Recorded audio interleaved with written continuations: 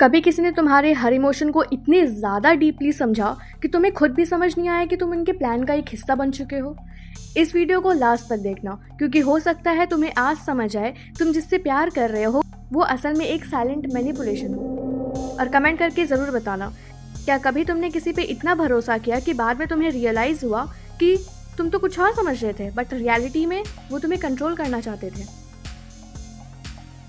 तुम सोच रहे थे तुम्हारी कहानी प्यार से शुरू हुई थी, पर शायद वो किसी और की स्ट्रेटेजी थी जिसमें तुम सिर्फ एक सॉफ्ट टारगेट थे। किसी ने तुम्हारे साइलेंस का मतलब समझा, पर उसे एम्बैरेस नहीं, वेपनाइज किया। तुम्हारा ट्रुथ सुना नहीं गया, सिर्फ समझा गया मैनिपुलेशन करने के लिए। They didn't love you, they studied you.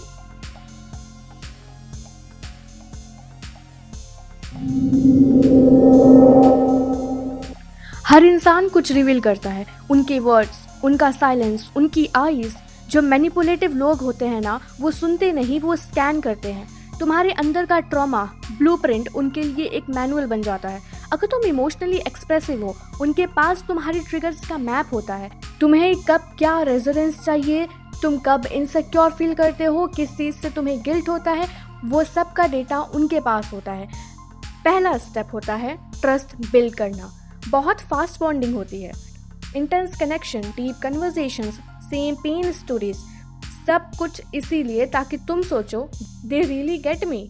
जब तुम इमोशनली ओपन हो जाते हो तब वो फेज चालू होता है जहां तुम्हारे पेन को उनका पावर बनाया जाता है।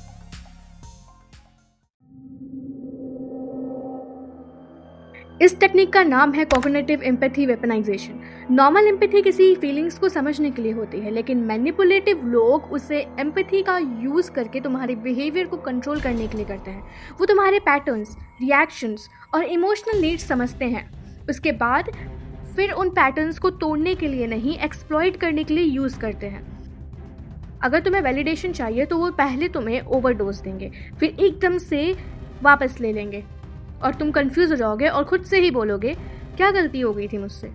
इतना स्लो और साइलेंट अटैक होता है कि तुम्हें लगता है या तो तुम पागल हो गए हो या तो तुम ही टॉक्सिक हो।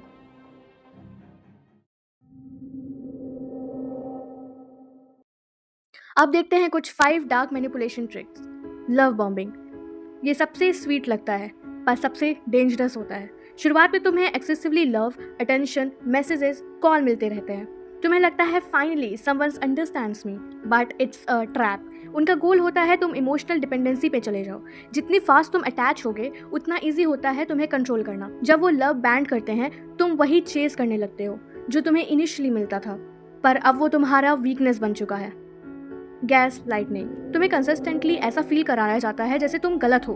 तुम्हारी इमोशंस, डाउट्स और रिएक्शंस को ओवर रिएक्शन कहा जाता है। तुम्हें अपनी रियलिटी पे डाउट होने लगता है। तुम कहने जाते हो मुझे हर्ट फील हुआ, और वो तुम्हें बीच में रोक के कहते हैं तुम हमेशा ड्रामा करते हो। धीरे धीरे तुम खुद से ही माफ़ी मांगने लगते हो। वो जीत जाते हैं क्योंकि अब तुम खुद पे ट्रस्ट नहीं कर पाते।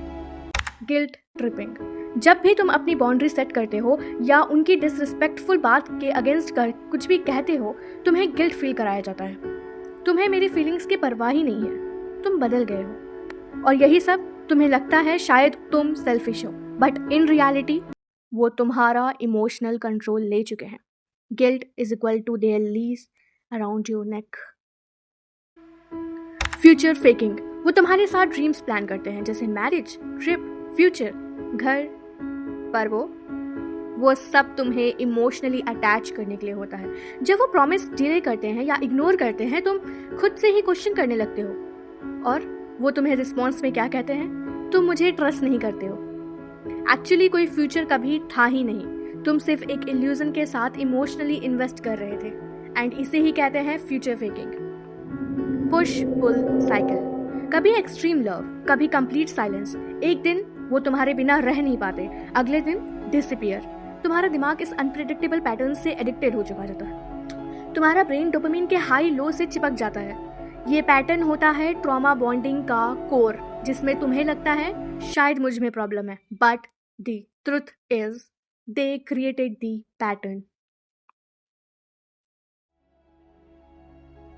तुम इमोशनली स्टक हो गए थे। तुम्हें लगा शायद तुम ज्यादा इमोशनल हो या तुम्हारा ही फॉल्ट है उसमें, बट तुम उसी वजह से रुके हो जो तुम्हारी स्ट्रेंथ थी, तुम्हारी लॉयल्टी, तुम्हारा सॉफ्टनेस, तुम्हारी होप। तुम्हें लग रहा था वो बदल जाएंगे, मैं उन्हें समझ लूंगा या लूंगी, but they were never confuse. बल्कि यहाँ पे जो कंफ्यूज था वो थे तुम खुद। They didn't stay because they loved you, they stayed because they could control you. अब जब तुम वापस उस फेस को याद करते हो, क्या तुम्हें लगता है कि वो तुमसे प्यार करते थे या तुम्हारा दिमाग उनका फेवरेट गेम बोर्ड था? अब तुम इमोशनली एग्जॉस्टेड हो, पर एक चीज याद रखना, तुम बेवकूफ नहीं थे, तुम लॉयल थे। This wasn't love, it was a psychological warfare. Save this video अगर कभी भी किसी ने तुम्हारे ट्रस्ट के साथ स्ट्रेटेजी खेली हो।